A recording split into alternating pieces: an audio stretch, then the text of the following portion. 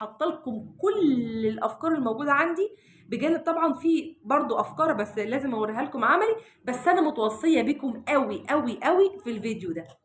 تمام. ومش هعمل حاجه وحشه ليكم، او حاجه ان انا هقول لكم بصوا اصل انا جبت كذا واصل انا جبت كذا بكذا، وهقول لكم اسعار، لان كل بلد بتختلف في سعرها وكل منطقه بتختلف على حسب سعر المنطقه بتاعتها.